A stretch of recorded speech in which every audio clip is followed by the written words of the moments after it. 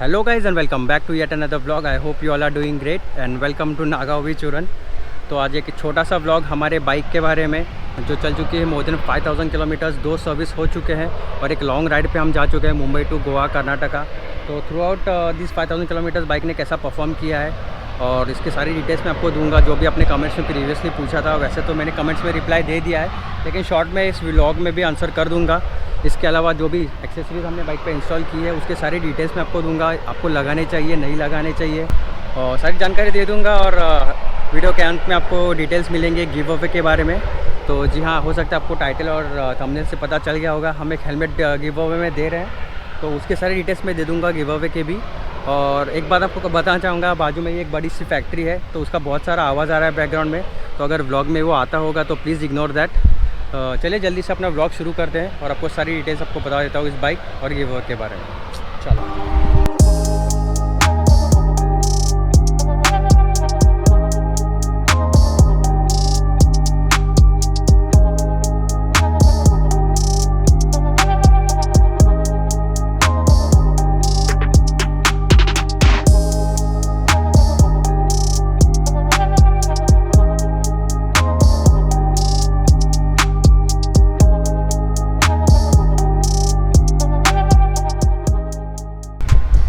मैं वीडियो को शॉर्ट रखना चाहूँगा, आपको ज़्यादा बड़बड़ करके पकाऊंगा नहीं, आपको जो इंपॉर्टेंट डिटेल्स है वही बताऊंगा। तो ऑल इन ऑल आपको बताना चाहूँगा बाइक के नॉर्मल स्पेक्स। 150 सीसी बाइक है, 18.9 bhp क्रिएट करती है।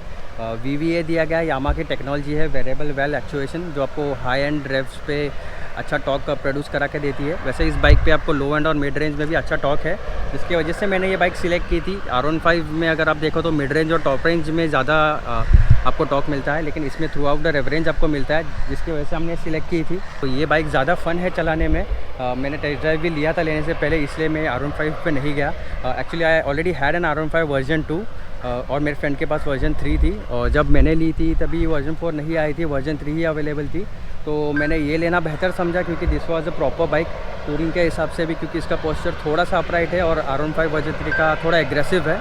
तो मैं कर्नाटका गोवा गया था, मेरा फ्रेंड भी था हमारे साथ जो उसके R15 पे था, आप वो वीडियोस देख सकते हो। तो he was comfortable on the bike, मतलब इतना कुछ नहीं उसको अनकंफर्टेबल लगा। वैसे अगर आप घूमना चाहो तो आपको कोई भी बाइक अनकंफर्टेबल नहीं लगेगी। तो बाइक सिटी में चलाने में तो कंफर्टेबल है ही है, हाईवे पे भी बहुत ज़्यादा कंफर्टेबल है, जिसकी वजह से मैंने ये ली थी। और सिटी में ये दे देती है अराउंड 50 के आसपास, 47 to 50 के आसपास आपको दे देगी। डिपेंड्स कि आप कैसा चलाते हो, अगर आप ज़्यादा भगाते हो तो थोड़ा कम देगी, 45 के आसपास देगी, लेकिन नॉर्मल में आपको 47 से ऊपर ही मिल जाएगा, नो डाउट अबाउट दैट। लेकिन जब हम मुंबई से गोवा कर्नाटका एक्सेट्रा घूम के आए तो मेरे को ऑलराउंड हमने चलाई थी अराउंड 1900 किलोमीटर्स, 1900 के थोड़ा ऊपर हो गया था किलोमीटर्स, और पेट्रोल मैंने फिल किया था अराउंड 4200 रुपीज़ का टोटल। तो ऑल एंड ऑल मेरे को 53, 54, 55 के आसपास एवरेज मिला। एक्चुअली मेरी बाइक की सेकंड सर्विस नहीं हुई थी जब मैं वहाँ पे गया था, तो सेकंड सर्विस के बाद आई कैन फील एवरेज थोड़ा सा बढ़ गया है, क्योंकि मैंने उसके बाद से जो पेट्रोल भराया था मेरे को एवरेज थोड़ा सा ज़्यादा लग रहा है, क्योंकि फ्यूल इंजेक्टर एक्सेट्रा ये सब साफ़ हुआ था। आप सर्विस का वीडियो देख सकते हो, ऊपर आई बटन में आता होगा। तो दैट्स दैट, एवरेज बहुत ही अच्छा देती है, घूमने में मज़ा आता है, और थ्रू आउट द रेवरेंज आपको बहुत ही अच्छा टॉर्क मिलता है, जिसकी वजह से आपको घूमने सिटी में भी और हाईवे पे भी बहुत ज़्यादा मज़ा आता है। एक्चुअली मैं पहली बार हाईवे पे बाइक को थोड़ा सा पुश किया तो मुझे बहुत ज़्यादा मज़ा आया। एक्चुअली मुझे याद आई 390 ड्यूक की जो मेरे पास पहले थी, बिल्कुल उसी की तरह मज़ा आता है इस बाइक पे। थोड़ी सी पावर कम है ऑब्वियसली, हाफ वो 43 bhp है, ये 18.9 है, लेकिन टॉर्क इतना ज़्यादा है बाइक में, आपको बहुत ज़्यादा मज़ा आता है। बाइक आप आराम से 80, 90, 100, 110 पे भी क्रूज़ कर सकते हो बाइक पे, नो प्रॉब्लम, आपको कोई भी प्रॉब्लम नहीं आता है बाइक पे। सिंगल चैनल ABS है, वही एक छोटा सा डाउन साइड है, जो अगर मैं आपको फ्रैंकली बताऊँ तो डुअल चैनल होता तो हाईवे पे आपको ज़्यादा भगाने के लिए और ज़्यादा कॉन्फिडेंस मिल सकता था। लेकिन नो वरीज़, इसका सिंगल चैनल ABS भी बहुत ही अच्छा काम करता है। मुझे तो कोई प्रॉब्लम महसूस नहीं हुई थी मेरे राइड के दौरान। और इसके अलावा एक बड़ा डाउन साइड है इसकी पिलियन सीट, जिसके बारे में सबको ही पता होगा। छोटी सी पिलियन सीट है और बहुत ज़्यादा नज़दीक है राइडर की, जिसकी वजह से भी प्रॉब्लम है। अगर R15 की तरह थोड़ी सी पीछे होती तो थोड़ी बहुत कंफर्टेबल हो जाती है आगे के राइडर और पीछे के राइडर के लिए। तो अगर आप पिलियन को सिटी में कैरी करते हो तो कोई प्रॉब्लम नहीं होगी, लेकिन लॉन्ग राइड के लिए pillion is a big no. वैसे मैं तो सोलो राइड करता हूँ, इसलिए मैंने ये बाइक सिलेक्ट की थी, क्योंकि मैं मोस्टली सोलो राइड ही करता हूँ, तो मुझे लॉन्ग डिस्टेंस में कुछ इतना प्रॉब्लम नहीं होता। I like carrying my tell bag, तो टेल बैग आराम से फिट हो जाता है। आप मेरा टूरिंग वीडियोस देख सकते हो। और जल्दी हम दूसरे टूर पे जाने वाले, उसके दौरान मैं आपको एक प्रॉपर वीडियो में बताऊंगा कि मैंने उस पर सेटअप कैसे किया, मैंने कहाँ पे स्ट्रैप्स लगाए थे टैंक बैग और टेल बैग के लिए। तो हमने एक और टूर प्लान किया है, छोटी टूर होगी, लॉन्ग टूर होगी, वो अभी तक कंफर्म नहीं है, लेकिन उसके दौरान मैं आपको बताऊंगा कि मैं लगेज कैसे सेटअप करता हूँ बाइक पे, कहाँ से बंजी कॉर्ड अटैच करता हूँ। तो यूजुअली मैं पिलियन सीट का फुटरेस्ट निकाल देता हूँ, क्योंकि मैं सोलो ही राइड करता हूँ, लेकिन टूर पे जाने के दौरान मैं वो से इंस्टॉल कर देता हूँ, क्योंकि बंजी कॉर्ड बांधने में थोड़ी एक्स्ट्रा स्पेस मिल जाती है। तो आप देख सकते हैं अभी भी पिलियन फुटरेस्ट वहाँ पे है, क्योंकि मेरे साथ अभी पिलियन आया हुआ है, थोड़ा घूमने गया वो। तो ये थी बाइक की डिटेल्स। तो मैं तो फ़िलहाल बहुत खुश हूँ इस बाइक को लेके।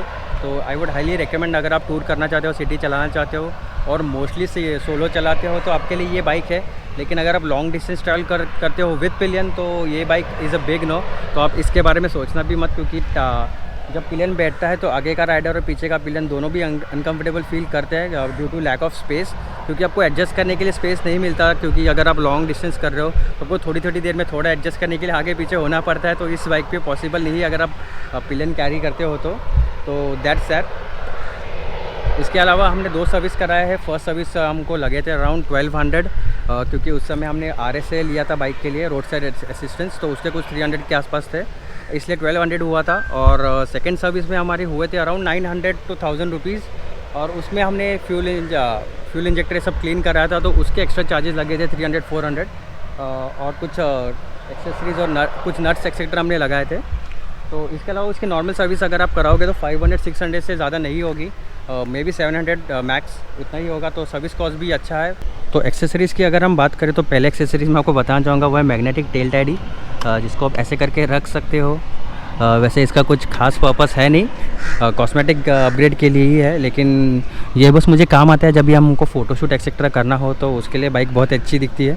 इसके अलावा हमें कुछ इलीगल स्टफ़ नहीं करना है, तो ऐसे वो यूज़ नहीं होता। मुझे तो लगता है जब ख़रीदने के बाद मैंने 2-3 बार ही इसे यूज़ किया है, जब भी मुझे फ़ोटोशूट करना था तभी। तो उसके अलावा हमने किया था रैप कार्बन फाइबर में टायर हगर को और टैंक के बीच के सेक्शन को, लेकिन हम जल्दी वो कार्बन फाइबर डिप कराने वाले, पेंट हो जाएगा तो लॉन्ग टर्म के लिए रेजोल्यूशन हो जाएगा। क्योंकि अगर आप अभी देख सकते हो थोड़ा निकल रहा है यहाँ से, तो वो एक रिजॉल्व हो जाएगा। तो उसके अलावा हमने लगाया है ब्रेक लीवर गार्ड, जो मेरे हिसाब से सिर्फ कॉस्मेटिक अपग्रेड के लिए है, क्योंकि ये फर्स्ट कॉपी है, इतना कुछ हेल्प नहीं करेगा in case of any accident. और ओरिजिनल लगाना रिकमेंड नहीं करूँगा मैं, क्योंकि वो आएगा अराउंड आपको 10,000 के आसपास, 10-15,000, और इतना लगा के कुछ फ़ायदा है नहीं, क्योंकि अगर आपकी बाइक गिर भी जाती है तो ये ब्रेक लीवर एक्स्ट्रा ये सारे रिपेयर्स में ही आपको 4,000-5,000 में हो जाएंगे, तो उसका मतलब नहीं है 10,000 का ब्रेक लीवर गार्ड लगाने का। तो इसके अलावा हमने लगाया है ये LED लाइट्स। एक्चुअली ये फ़र्स्ट कॉपी है, मुझे मिले थे 400 के पैर। ओरिजिनल अगर आप लेने जाओ तो 1200 या 1400 के कुछ आते हैं। तो अगर आप लगा रहे हो तो मैं आपको ओरिजिनल ही रिकमेंड करूँगा, क्योंकि मैं लेफ़्ट वाले के अंदर ऑलरेडी पानी अंदर जाना शुरू हो गया है, तो इतने अच्छे क्वालिटी के नहीं होते। फर्स्ट कॉपी है तो ऑब्वियसली उसी तरह बिहेव करेंगे। अगर चलते हैं तो चल जाएंगे, ऐसी कोई बात नहीं है कि अगर आप ख़रीदोगे तो आपका भी लीक हो जाएगा, लेकिन हो सकता है क्योंकि फ़र्स्ट कॉपी है तो यू नेवर नो।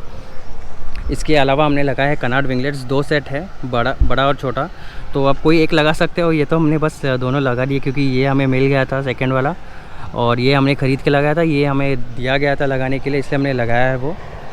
और इसके अलावा एक छोटा सा विंगलेट यहाँ पे लगाया है लाइट के नीचे, अगर विजिबल होगा तो ब्लैक लगाया है। वैसे तो लोग कॉन्ट्रास्ट में लगाते हैं सो दैट वो दिख के आ जाए, लेकिन हमने नहीं लगाया। हमें बाइक को ब्लैक थीम में ही रखना है, इसलिए हमने वो ब्लैक में लगाया है। तो let me know how it looks. इसके अलावा एक लोगो लगाया है बैटमैन का, one of my favourite characters, तो ये भी अच्छा दिख रहा है हमारे हिसाब से। इसके अलावा जो एक इम्पॉर्टेंट एक्सेसरी अपग्रेड है वो है फ्रेम स्लाइडर। फ्रेम स्लाइडर आपको रेकमेंड करूँगा, ये या तो एक पूरा इंजन कवर आता है, इंजन कवर गार्ड आता है, वो लगा सकते हो। दोनों के लिंक में दे दूँगा डिस्क्रिप्शन में। तो दीज आर अ मस्ट अगर आपको बाइक की सेफ्टी के बारे में ध्यान रखना है तो। और इसके अलावा हमने इंस्टॉल किया है, जी हाँ, ये है टूरिंग वाइज़र। तो इसके मुझे मिक्स्ड रिएक्शन मिले हैं, क्योंकि थोड़ा सा और दिखता है, ये अगर बाइक ऐसी अगर आप देखोगे तो ये अच्छा नहीं दिखता है, इवन आई नो दैट। लेकिन जब आप इस पर tank bag, luggage bag install करते हो तो ये प्रॉपर टूरिंग सेटअप दिखता है और ये वाइज़र भी तभी अच्छा दिखता है। तो टूरिंग के लिए ही है। अभी मैं निकालने वाला हूँ, हमें एक दूसरा वाइज़र मिलने वाला है बैंडिडोस की तरफ से, जो छोटा वाइज़र है, सिटी के लिए अच्छा है। और उसके वो लगाने के बाद विंगलेट्स भी अच्छे दिखेंगे, क्योंकि लॉन्ग वाइज़र के साथ ये बड़े विंगलेट्स अच्छे नहीं दिख रहे हैं अगर आप देखो तो। लेकिन जब ये आप ये शॉर्ट वाइज़र लगाते हो तो विंगलेट्स बहुत ही अच्छे दिखते हैं बाइक पे, शॉर्ट या विदाउट वाइज़र के भी। तो वो उसका भी वीडियो जल्दी आ जाएगा नेक्स्ट वीक में। तो अगर आपने सब्सक्राइब नहीं किया तो सब्सक्राइब कर लीजिए, आप वो वीडियो देख लीजिए, आपको डिफरेंस पता लग जाएगा मैं आपको क्या बताने की कोशिश कर रहा हूँ। तो उसके अलावा हमने इंस्टॉल किया है चार्जिंग पोर्ट, जिसमें डुअल चार्जिंग पोर्ट से ऑन ऑफ करने का बटन दिया गया है। ये रैक पैक की तरफ से है, मैं लिंक दे दूंगा डिस्क्रिप्शन में। जो इशू हुआ था मेरे बाइक पे इसी की वजह से हुआ था। एक्चुअली ये इसमें कोई फॉल्ट नहीं है, हमने वायरिंग डायरेक्टली बैटरी में लगा दी थी, इसलिए वो फॉल्ट हुआ था। अभी हमने इसे किल स्विच में लगा दिया है तो कुछ इशू नहीं आ रहा है फ़िलहाल। तो उसके बाद से बराबर से चल रहा है, तो गलती हमारी थी ऑल एंड ऑल। तो इसके अलावा हमने इंस्टॉल किया रिजोमा के मिरर्स CNC कट, थोड़े से सब्जेक्टिव है एक्चुअली, ये सिटी के लिए ही अच्छे हैं, मतलब थोड़ा बहुत आपको व्यू मिल जाता है, ज़्यादा नहीं। अभी टूरिंग के लिए मैं दूसरे मिरर्स लगाने वाला हूँ, जो जल्दी मैं आपको वीडियो चैनल पे बता दूंगा। इसके अलावा हमने इंस्टॉल किया है रेडिएटर गार्ड, जो बहुत ही इंपॉर्टेंट होता है बाइक के लिए। तो ये सारी चीज़ों के मैं आपको लिंक दे दूँगा डिस्क्रिप्शन में, आप चेक कर सकते हो। तो इसके अलावा मैंने यहाँ पे जो ग्रैब रेल आता है कंपनी का पिलियन का, वो निकाल दिया था क्योंकि वो बहुत ही गंदा दिख रहा था। इसके अलावा हमने सारी गार्ड निकाल दिया है, वो वेल्ड करके निकाला है क्योंकि वो ऑलरेडी अटैच था उस पर। और हाँ, इसके अलावा मुझे लगता नहीं है इसके अलावा कुछ और इंस्टॉल किया हमने बाइक पे। कुछ होगा तो मैं आपको नेक्स्ट वीडियो में बता दूंगा, मैं भी भूल जाता हूँ क्या इंस्टॉल किया है क्या नहीं।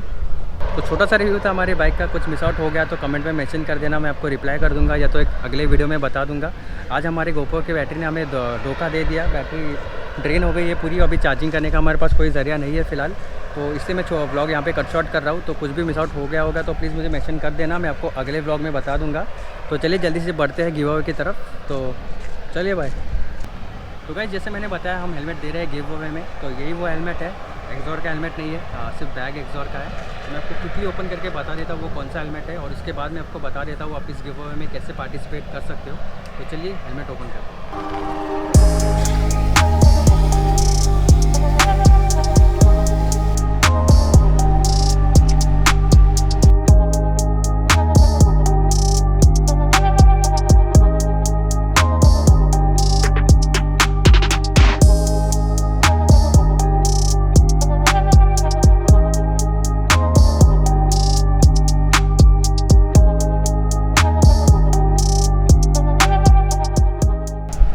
ये है वो हेलमेट, वेगा का बोल्ट बनी ब्लैक, बहुत ही अच्छा हेलमेट है, ISA मार्क हेलमेट है। अगर आप इसकी डिज़ाइन भी देखो तो बहुत ही स्पोर्टी डिज़ाइन है, एयर सर्कुलेशन भी बहुत ही अच्छा है इसका। ऊपर वेंट्स दिए गए दोनों साइड जो आप ओपन और क्लोज़ कर सकते हो, सामने भी वेंटिलेशन के लिए हैच है जो आप ओपन और क्लोज़ कर सकते हो।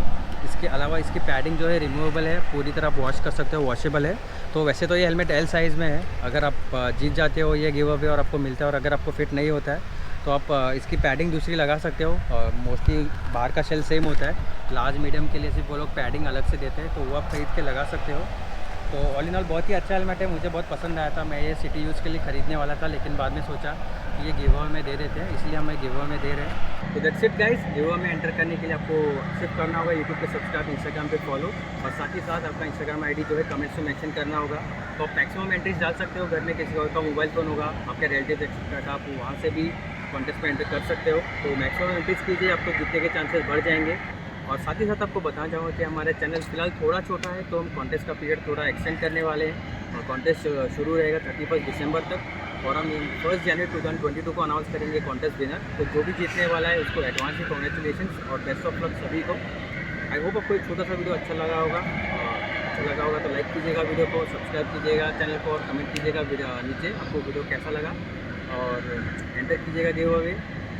मिलते हैं अगले ऐसे किसी ब्लॉग में, until then take care, have a good day, stay safe.